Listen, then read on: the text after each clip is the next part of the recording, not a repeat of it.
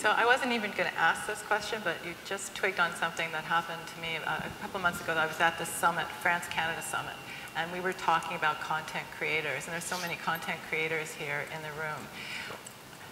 There's a feeling that content creators are just not getting their due. It's not fair. I hear that a lot. And I would like actually to hear from any one of you your thoughts about how can content creators get their fair share, be part of a business. This actually has something to do with our conversation that we were having upstairs too, about how you build your business. But do you have thoughts on that? You have to produce good content. And I think the traditional, people who have traditionally been used to producing it and used to having an audience, what's happening is there's a lot of big disruption happening, a lot of YouTube sensations come out, a lot of content creators come from new areas, and I think it's writing on the wall, the canary in the coal mine, that if you want to develop a business, if you want to continue to sustain, you have to produce content that people want, and that will involve producing content in different ways. It's not enough to just put something out and hope people want to consume it, or it's not enough to go on a hunch. Me sitting on from Digital Journal's perspective, when we built technology and when we look at the social lift and when we look at what people are consuming, we have to develop indicators to know if content is successful. You have to know that there's an audience before there's an audience. You have to know that what you produce is going to be valuable. And I think the days of producing something, back speaking from the magazine world, as an editor, you make a hunch that it's going to work. If you start to involve technology and rely on digital, it's no longer acceptable to run on a hunch. Yes. You said you wanted controversy, so I'm going to disagree almost entirely. With no offense to you, but I'm going to tell you why. The idea that create good content and the viewers will come, I think, is totally wrong. Because there are a lot of incredible web series, there are a lot of incredible YouTube videos that nobody's watching, and there are a lot of really terrible videos that have a lot of views. Not in 2000. But that doesn't, a terrible video is not bad content. Mm-hmm. No, not necessarily, but that doesn't necessarily mean that sounds like people, an artist speaking. Well, I am a YouTuber. No, that's what I mean. I wasn't necessarily saying that in a positive way. Right. It sounds like an artist speaking. I do agree with what your point. I don't think it's about building good content, but I certainly don't think that the judge of good content is the person who produces it. Right. Exactly. No, but also the viewers can't really necessarily, the view count can't represent what good content is either. Yes, it can. I agree. Because Rebecca Black's Friday was the most popular video of 2011. And? So if you were to judge that is high quality content, their budget there was $5,000. I think it comes down to what your objective is. If your objective is to produce great content, fine. If your objective is to make enough money to live on, fine. If your objective is to create wealth and create a scalable business, then it's eyeballs that matter, it's content which is attractive. At the end of the day, it's how many people will come and watch the thing that you've produced. Whether that be a game, whether that be a video, whether that be accidental, you know, right. that's... But whether it's quality or not, you are absolutely right that the more people that view, the more money you're going to make. But that doesn't necessarily mean that the most popular things out there are really, really high quality. There's a lot of really terrible things out there that are getting a lot of But do you produce any views. quality? Me specifically, or YouTube in general? You specifically. I firmly believe that me and my team do, yes. We use a lot of production equipment. We have like professionally trained film students. Do you believe that you got started by producing quality? I mean, given No, I don't. I got started by luck. So you're better now than you were? Absolutely. Okay, I mean... I was pretty atrocious 6 years ago. I have no idea why or how YouTube decided to feature my video. But, for example, nowadays we're shooting with probably around $80,000 worth of video gear. We're using the Canon C300 for those of you that are filmmakers, really high quality camera. And the videos that we've made in this past year, they're pulling a couple 100,000 views, a couple million views. But the most popular video I've ever made and the most money I've ever made was from a video I made with my webcam in my basement in a couple hours. Mm-hmm. Because the content is quality, not what you're producing with, right. that drew that, right? Right. So there's a lot of different variables, and then I'm going to give you a specific example because you wanted to say, or you said that people might want to find a specific market. Make sure a market is there before you rush in and make that content.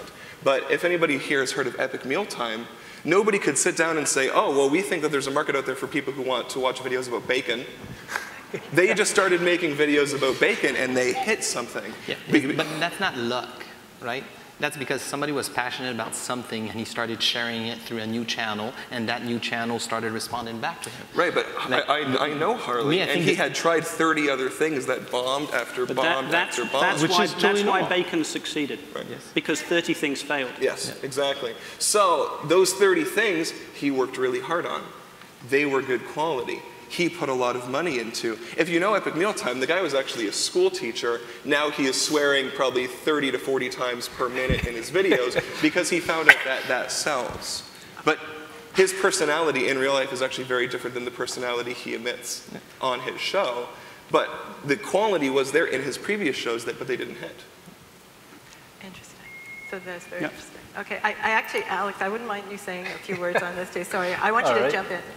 Yeah, well, I guess it's tricky. I mean, I think for me, I'm different in that our projects aren't profit motivated necessarily a lot of the time.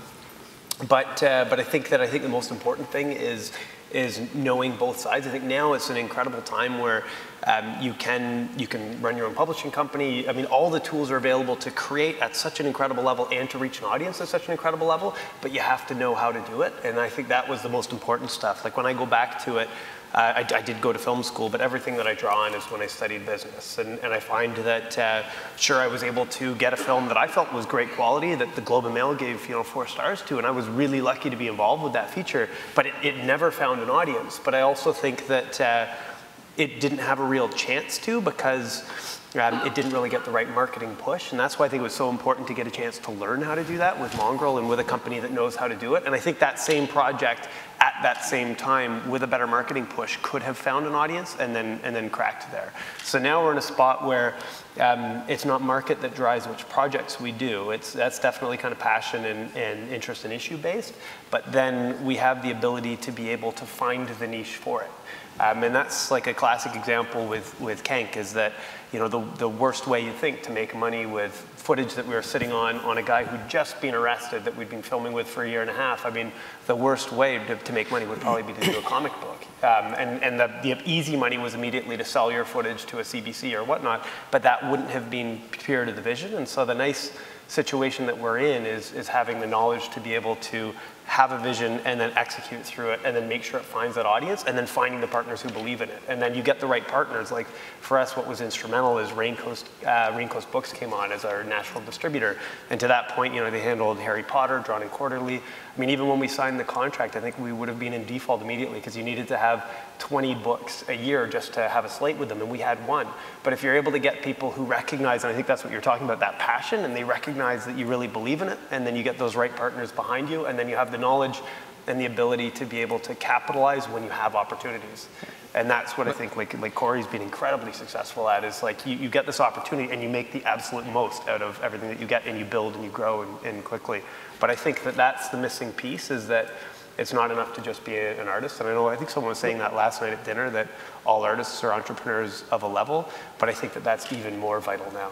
No, absolutely, and maybe a last point on this before we move on. Entrepreneurs, artists are by default entrepreneurs. I mean, artists are all entrepreneurs. Where I think there's a big challenge ahead is when you're, as an entrepreneur, when you're thinking about just your art and what you like and what you want to deliver, you're missing out on what type of business model you should actually have, or something thinking outside of the box in order to get through better distribution or new levels of distribution that were not even available 5 years ago. Bypassing the traditional, okay, you do your content this way, you get your grants from the government this other way, you wait another 6 months for the other grants to come in, and actually flip it around and basically say, hey, okay, I have this great opportunity, I'm passionate, I love what I'm doing, and this is what I want to get out there, and use what the internet has basically brought to the world, which is access to the world in terms of crowdsourcing, crowdfunding, distribution models, distribution levels. One of my first content investments was in a company called thefunniest.com. And funniest.com was really cool. Hey, it's funny, everybody loves to laugh, a lot of new content, and they were pushing the content through SMS at a time where SMS was just starting to pick up. So it was a bit early in its days. But if it wasn't for the 2 entrepreneurs, including Andy Nullman from Just for Laughs, basically coming to a meeting and saying, this doesn't fucking work. I mean, like, we're going to die starving, and I just quit my big paying job to start this company. We're going to die. We have to flip this around. And they basically created Airborne. We sold Airborne for $100 million to the Japanese in 2005. That was a pretty good deal for everybody. And Airborne actually played a role in distributing content and application and different things in the first wave. Today, Airborne could not exist, because we're already in another phase. So, you know, understanding what's coming up and thinking outside of the box and taking that entrepreneurial spirit that every artist has and stop, you know, waiting for money and start moving forward with or without, finding new business models, I think is what's going to make of Canada's artists like the new Klondike.